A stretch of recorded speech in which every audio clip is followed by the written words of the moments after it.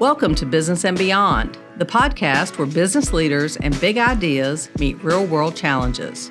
I'm Julie Wheeler, President and CEO of the BBB serving Western Virginia. Each episode, we will bring you candid conversations, expert insights, and real-life stories to help you lead with purpose, build trust, and grow your business with confidence.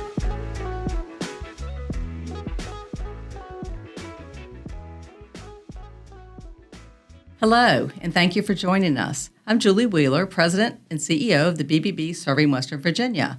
On this week's episode, we want to shine a light on women in the trades, leaders who have carved their own paths and are paving the way for others to follow.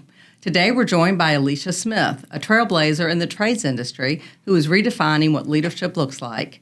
Alicia, welcome. Thank you for having me. Thank you for being here. We're thrilled to have you here. First of all, I want to have you tell us a little bit about you. Well, I am Vice President and Chief Operations Officer of FNS Building Innovations. We're a Class A general contractor in the Roanoke Valley that serves about an hour radius. So Roanoke, Blacksburg, Lynchburg, Smith Mountain Lake, those areas. I was born and raised in construction. It's in my blood. Wow, okay. My father started FNS Building Innovations 50 years ago. We're coming up on our 50th anniversary in business. So 5 decades of building things and making things beautiful. Making people's life better. Absolutely. That's good stuff. Well, so I guess the question, what first drew you to it? You've probably been doing it since you were a toddler. I have. Literally, Dad would come home, for dinner with the family, and then he'd hop back in the truck and go out to check job sites. Right. Myself and my sisters would tag along. So hop right in, huh? We'd be running around in that Bedford County red clay, checking them out. I love it. So you had late baths on certain nights, right? That's right. Now, are your sisters in the business at all? So one of them is. Okay. My youngest sister, Michelle Raymaker, she worked at FNS for a while, and now she has moved to Build Smart Institute. So she's now the president there. Okay. Guiding that hopefully team. On a later episode, we're going to have the opportunity to talk about Yes, please. Build Smart, because that is very cool stuff. Well, so how have you seen or helped the company evolve? Obviously, your dad started out, I guess, building homes, custom homes. And right. So how has it evolved? Well, it's changed drastically. Obviously, it started out building custom homes. At one point, they took on a commercial division. Oh, and wow. That commercial division focuses on healthcare renovations. So we keep, that'll keep 30, you busy. Yeah, 30, 40 people are in the local healthcare hospitals at all times. It's pretty much full-time. Really? Absolutely. They're constantly having inspections Sure. where they have to upgrade and change things to maintain regulations. So we're there to make those changes. That's interesting because you very quietly do that. Yeah, we don't talk about that a whole lot. But that would be a sustainer during downturns in the economy where maybe, your residential people are not doing the work. Absolutely. We've been really blessed, and actually it is a blessing to have a residential and a commercial division because, when one's up, the other's down, and vice versa. Absolutely. Although, for the last decade, really nothing's been down. So yeah, and that's a blessing. Part of that is how the good work that you do, I think, obviously keeps the customers coming back. Right. We want to do the very best that we can every day for everybody that we touch. Very cool. Well, so, the workplace has changed a lot, but the trades, I think, still are male-dominated. There's a lot more women getting into them, but what challenges did you face earlier in your career, and has that improved? Obviously, you have made a pretty good path for yourself in this industry, so I doubt you have the same issues that maybe you had when you first got into it. It's definitely getting better. The construction industry as a whole is made up of about 11% women now. So impressive. It's growing. Sure. But in the trades specifically, your plumbing, electrical, carpentry, it's more like 4%. So what that says is there's a huge opportunity for women. Absolutely. The trades can be such a lucrative career. Oh my gosh, there's so much opportunity that is male dominated. So there's plenty of room for women to step into that place. Girls, where are you at? Exactly. Now, have you seen much change over the last several years? Moving towards that direction, or do you still feel like you're pounding a brick wall? No, there's definitely been movement. I have interns regularly or apprentices that work with me regularly, and really all but one of them have been women over the past 3 years. So there's a movement, man, there is so much opportunity. Right. I think one of the things that people have to realize, being in construction, girls, you don't have to act like a man to be in the construction world. Embrace who we are. Women are very frequently very detailed. Yes, we have an eye exactly. for things. And in construction, that is huge. Yes. Whether you're in the design end of it or whether you're actually in the field working with the tile, laying Right. the tile, all those details can make such a big difference whether the job ends well or not. Sure. Yeah, I have a friend whose daughter is a construction, I guess, whatever engineer you go into when you're doing structural engineer. Structural engineer. Okay, and she went to work for a big construction company doing design, and she was the only female Yeah. in it, and she had such a hard time getting listened to, having them respect her education and what she was bringing to the table. Yeah. I mean, it's taken her years, to where they listened and move forward. So I think that is something that still happens. Here's what I'd say to that. Don't feel like you have to prove yourself when you come to the table. Do more listening. And then when you speak slowly and clearly. Right. And eventually you'll earn respect. But, that's true for anybody, though, not just women. Sure. Do less talking and more listening and earn your right to be there, whether you're a man or a woman. Absolutely. And then gain the respect. That's a good lesson, and those are good words for anybody in anything, truly. And we have Absolutely. 2 years for a reason, right? That's right. Well, the other thing that's really awesome is there's usually a gender wage gap across the board Right. in industry. But in construction, that is very narrow. Okay. In construction, women usually are in the 95 to 96% same wage earnings as a male in Really? the same position. Okay. So think about that, yeah. ladies. that absolutely. Yeah. Well, what do you think the responsibility is of businesses like F&S to help women get in the field and help promote them and move them forward? Sure, encourage it. And I will say F&S is a bit of an anomaly. We have a woman owner, a woman president, a woman vice president, Right. woman project managers. So, Wow, yep. we've embraced that in our culture, and they're held to the same standards Sure. as everybody else, and they far exceed them in just about every category. That's great. Yeah. What kind of misconceptions do you encounter, about women in construction or in the skilled trades? Whether it's the customer, whether it's your vendors, what do you Well, it's think? exactly what you just mentioned. Sometimes they feel like women fit into certain roles in construction. They are in the administration, they do Right. payroll, and we do all those things. We do them well. But there is definitely a misconception that we can't possibly understand structure or load path or what Right. size of footing should be Right. or, what bracing is required on a deck or Yeah. all those things. But again, details. The details. But again, don't feel like you have to prove yourself. Just Right. show that you understand what's needed. What kind of leadership qualities do you think are most important as someone is maybe entering the trades? Oh, gosh, there are a lot of them. As women are trying to break barriers and that. So. Yeah. Again, I'm going to go back to what I said earlier. Do more listening than talking. What was it? My grandfather used to say, it's better to be quiet and let them think that you're stupid than to open your mouth and remove all doubt. Exactly. Yeah, that's a good one, too. Yes. Yeah, I'm somebody that probably leads from behind sometimes. I'm not afraid to get in and work and Right. do the things with them. Be willing. Look, I'm like vice president of the company, but if the toilet needs cleaning, I'll clean the toilet. Right. And yes, you set the example. It's set about the tone attitude. by how you It's do it. about Yeah. attitude, 100%. Absolutely. Well, and I think as you go into the trade, if you have the education and you have the confidence of that education, that gives you the steps to maybe overcome the misconceptions.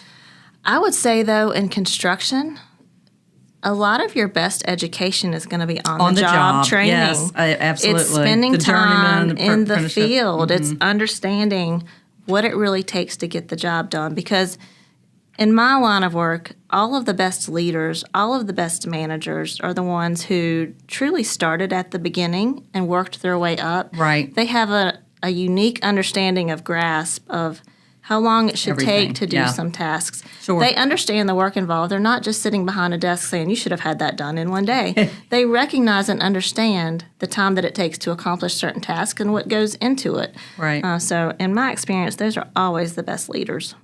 Well, it sounds like you've done a lot of mentoring and bringing people along. Have you had mentors or role models? I mean, I know obviously your parents, but have there been other people who have helped you and inspired you to be who you are?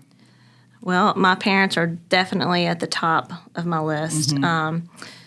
They've always been hard workers. They've always led with integrity. And that's probably the biggest thing that I've learned from them, over the last, gosh, I'm almost 50. I'm getting there sooner than later. It's just to lead with integrity, to do what you say you're going to do, to show up when you say you're going to show up. Right. If you mess something up or screw something up, fix it. Own it. Own it. Yep. Make reparations that need to be made. My parents have never been afraid to say, I'm sorry, Right. And anybody that knows me knows that I have, I'm quick to say exactly what I think. And in my younger years, I didn't have much of a filter, so I had to say I'm sorry quite a bit. Most strong women tend to have that. Right. We learned. We Right. learned over time. Yeah, trying to monitor that Sure. a little more Yep, closely yep, these days. Exactly. But yeah, my parents definitely were at the top of my list. I withhold. Well, I won't say I withhold. I don't give respect lightly, I guess is the best It has to way be earned. to say it. Respect is earned, Yeah, definitely. So I'm just going to stick with my parents. What kind of leadership style do you think you have? And is that from following what your parents did or just the school of hard knocks, as all of us have experienced? So my father has this concept. He says management by walking around. Right. He comes into the office. He doesn't schedule meetings with everybody. Man after my own He heart. just walks around, stops in with each office, checks in, what's going on, and not even what's going on the job. What's going on with you? What's Right. going on with your family? What's going on in life? Nice. And you can get a feel real quick of what's happening with people. Sure. And you can get a better understanding of maybe we're not performing well because we've got something major going on in our life right now. Right. So it gives you a better understanding of how to work with challenging situations.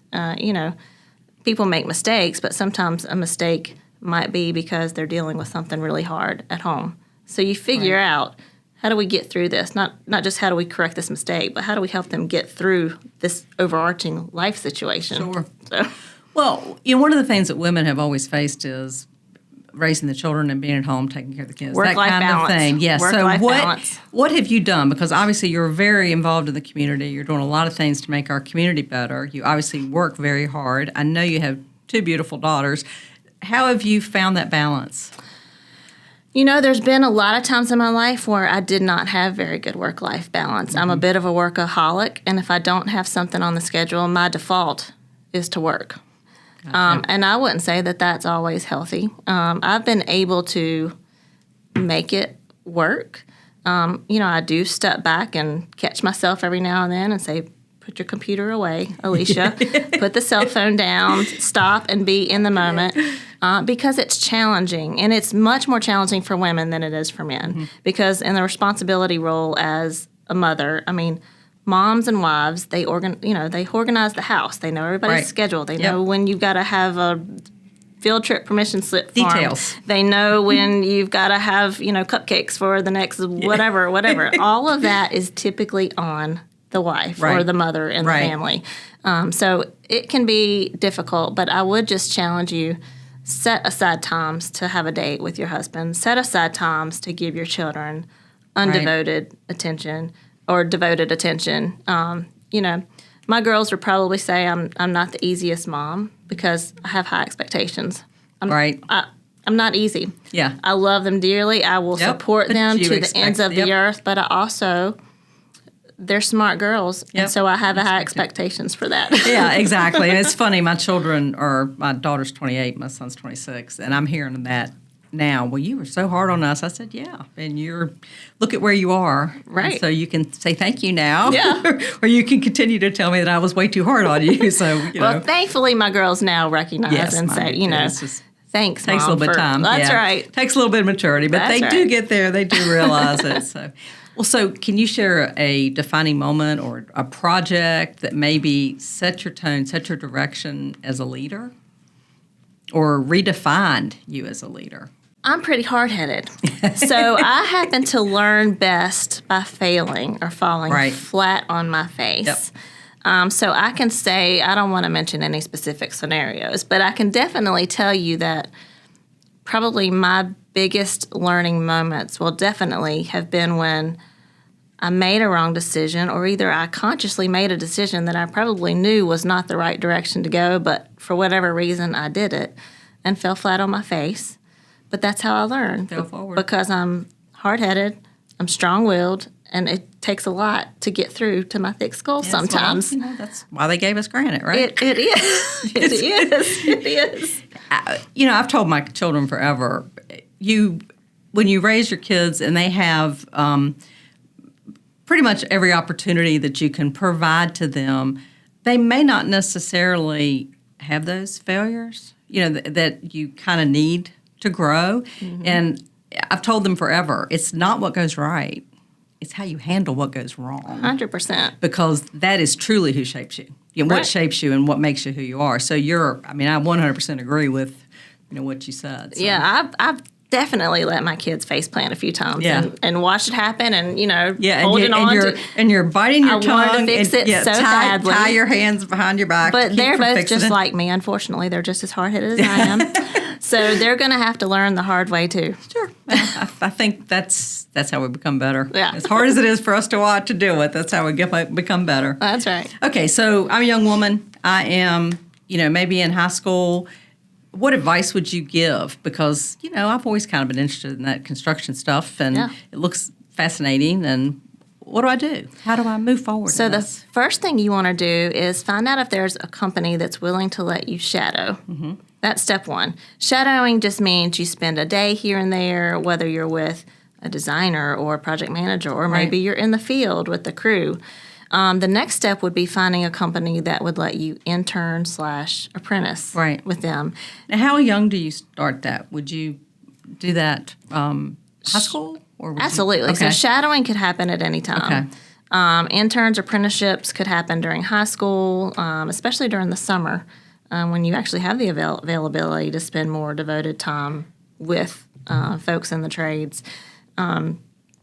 Because a lot of those positions, even though they're younger, they're paid. I mean, when we have interns and apprenticeships at FNS, they're paid positions. So they're earning and they're learning at the same time. Huge. Yeah, absolutely huge. And that does give you kind of a leg up and lets you see what's out there, and maybe you are interested in this side of it or not that side of it. And I had one young lady that was interning with me. She was an interior design student at Liberty University, and when she came to me, she was going to be in commercial interior design. She wanted to work in businesses and hospitals and that kind of thing. She spent a semester with me, and she was like, I've totally flipped. I want to be a residential interior designer. Yes. She's now gotten married, moved back home to Pennsylvania, and guess what she's doing? Residential interior design. So that internship let her see that maybe the direction she was trying to go wasn't necessarily right. So that's always fun for me to see these young folks just kind of light up. Something they had no idea, and spending 3 months completely changed the direction that she was headed. So we've talked a whole lot about women in construction, but obviously you would be a successful leader no matter what you were doing. So maybe there are some young ladies out here watching this that I don't want to do construction. What advice would you give them to find their way and to help develop leadership skills? Yeah. Take the bull by the horns. I know a lot of young folks now, they're kind of waiting for someone to tell them what to do, what next step to take. If you have an interest in something, do the research. Find a company that's involved in that industry. Just show up and say, you know what, I'd like to schedule an appointment just to chat with somebody for 30 minutes to understand more about it. Don't be afraid to do things you've never done. That's a biggie. It is a biggie. Outside of your comfort zone can always be difficult. But, I found that's when I thrive, when I'm doing something that is outside of my comfort zone and I have no idea what I'm doing, and I'm forced to research and figure it out, maybe fail a little, but that's how you're successful. Don't be afraid to try things new, and don't be afraid to fail. Well, and you're a wonderful example. Wonderful example. Do you have any final words? I just greatly appreciate you having me on here today. And, I just encourage you, if you're interested in construction, men, ladies, dogs, whatever, we desperately need you. Yes. The skilled trades is a very lucrative career, so please give it a try. Absolutely. Well, I think you're absolutely a wonderful example for males, females, and with everything that you do in the community and with your business. So thank you for taking the time to be here with us. Glad to. Thank you. That's all for this week's episode of Business and Beyond. Thank you for listening. And Alicia, thank you so much for joining us. I think you've given us some great information to move forward. If you've enjoyed today's conversation, make sure you subscribe so you never miss an episode. We'd love to keep this conversation going, so make sure you connect with us on social media and share your ideas for future topics or guests. And don't forget to visit us online at bbb.org. Until next time, keep building with integrity, leading with trust, and taking your business beyond expectations. The BBB way.